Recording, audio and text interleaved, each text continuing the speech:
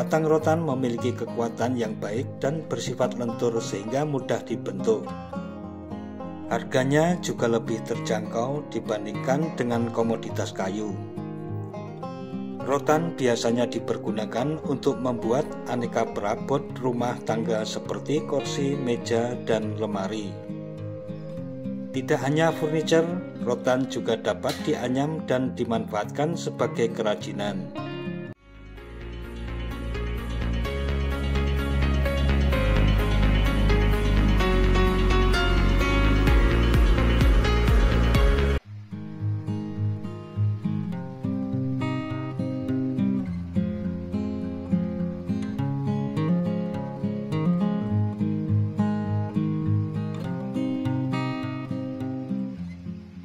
Assalamualaikum warahmatullahi wabarakatuh. Sahabat Datar Media, tak ada rotan akar pun jadi sebuah peribahasa lama yang mengisyaratkan makna jika tidak ada barang yang baik maka dapat menggunakan barang lainnya.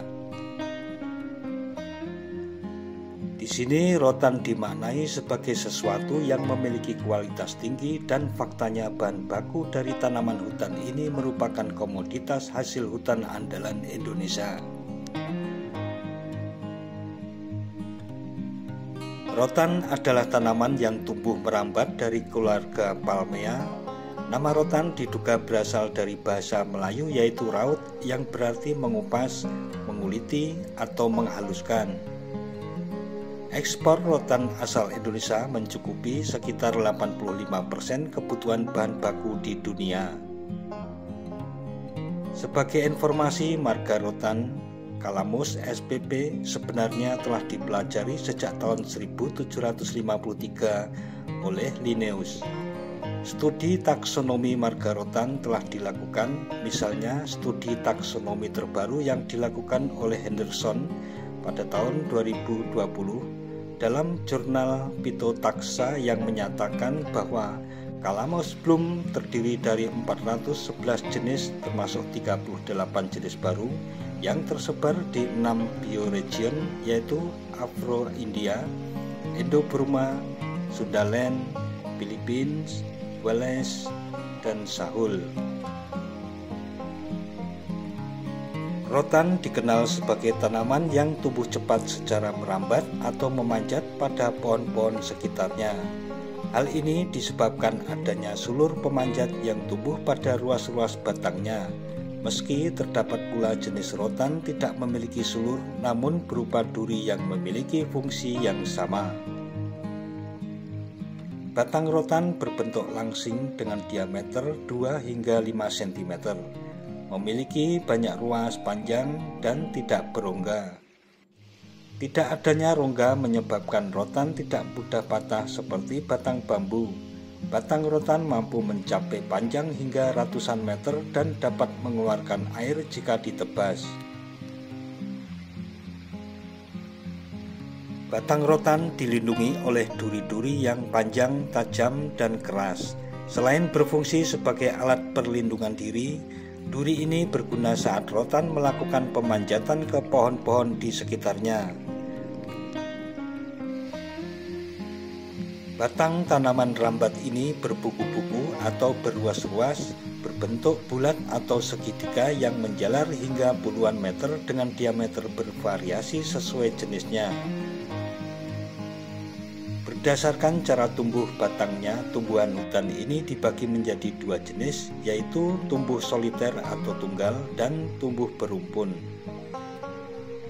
Rotan yang tumbuh soliter hanya dapat dipanen satu kali dan tidak dapat beregenerasi atau tumbuh kembali. Sedangkan rotan berumpun mampu beregenerasi dan kembali tumbuh dari kuncup ketiak bawah batang yang dipotong. Rotan mempunyai daun majemuk dan pelepah daun yang tumbuh menutupi ruas-ruas batangnya.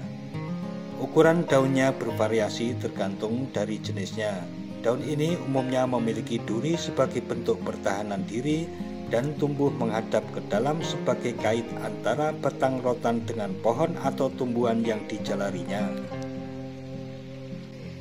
Sistem perakaran rotan adalah sistem perakaran serabut, berwarna mulai dari putih keabu-abuan, kekuningan, hingga kehitaman. Tumbuhan ini memiliki bunga majemuk yang terbungkus oleh seludang. Bunga jantan dan bunga betina biasanya berada dalam satu rumah, meskipun pada beberapa jenis bunganya berumah dua. Penyerbukan pada rotan dengan bunga berumah dua biasanya dibantu oleh serangga, angin, atau air hujan. Bunganya berukuran kecil. Pada bunga jantan terdapat 5 benang sari dan pada bunga betina terdapat 3 butir. Tumbuhan rotan juga menghasilkan buah yang berbentuk bulat, oval, atau lonjong dengan sisik berbentuk trapesium dan tersusun vertikal dari toksis buah. Rotan siap panen akan menunjukkan ciri-ciri khusus seperti batang berwarna kekuningan, daun-daun berguguran, duri berwarna hitam atau kuning kehitaman, serta pelepah sudah lepas dan tidak membalut batangnya.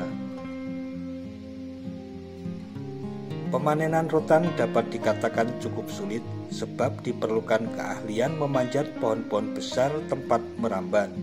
Selain itu, umumnya rotan tumbuh saling berjalin dari satu pohon ke pohon lainnya dan menambah tingkat kesulitan pemanenan. Pemanenan juga dapat dilakukan dengan cara menarik batangnya ke bawah, membersihkan pelepah duri, daun, dan cambuknya untuk mendapatkan batang telanjang. Namun cara ini berisiko mencabut akar rotan dan menyebabkan tumbuhan tersebut mati. Untuk mendapatkan rotan berkualitas bagus, diperlukan upaya tebang pilih. Pemanenan hanya dilakukan pada batang yang telah berumur tua dengan ciri pelepah daun yang telah kering dan lepas dari batangnya. Pada rotan yang tumbuh tunggal, pemanenan bisa dilakukan setelah berumur 20 hingga 30 tahun. Sedangkan pada rotan berumpun, pemanenan dilakukan setelah usia 10 hingga 15 tahun dengan jarak panen berikutnya sekitar 2 hingga 4 tahun. Kegunaan utama dari rotan adalah sebagai bahan baku pembuatan mebel. Batang rotan memiliki kekuatan yang baik dan bersifat lentur sehingga mudah dibentuk. Harganya juga lebih terjangkau dibandingkan dengan komoditas kayu. Rotan biasanya dipergunakan untuk membuat aneka perabot rumah tangga seperti kursi, meja, dan lemari. Tidak hanya furniture, rotan juga dapat dianyam dan dimanfaatkan sebagai kerajinan. Anyaman rotan bisa dipasangkan pada ventilasi rumah untuk menghindari panas matahari. Rotan sering digunakan sebagai tongkat untuk berjalan, tangkai sapu, tangkai payung, maupun pegangan untuk alat masak. Selain itu, beberapa jenis rotan mengeluarkan getah atau resin berwarna merah yang berasal dari tangkai bunganya. Getah ini telah diperdagangkan hingga ke luar negeri untuk digunakan sebagai bahan pewarna kayu pada alat musik biola. Getah ini juga dimanfaatkan sebagai bahan pewarna bagi industri keramik. Rotan memiliki beberapa keunggulan daripada kayu seperti ringan, kuat, elastis, atau mudah dibentuk, serta murah. Kelemahan utama rotan adalah gampang terkena kutu bubuk pinhole. Di beberapa tempat di Asia Tenggara, rotan dipakai sebagai alat pemukul dalam hukuman cambuk rotan bagi pelaku tindakan kriminal tertentu. Masyarakat suku Dayak di Kalimantan Tengah memanfaatkan batang rotan muda sebagai komponen sayuran yang biasa disebut dengan humbut. Sejak tahun 2012, pemerintah mengeluarkan larangan ekspor rotan mentah ke luar negeri. Pengusaha bisa membeli bahan baku kayu rotan mentah seharga sekitar Rp1.500 per kilogram. Adapun harga rotan setengah jadi dihargai sekitar Rp20.000 per kilogram. Harapannya pengusaha dapat lebih kreatif sehingga mampu menghasilkan produk bernilai tinggi.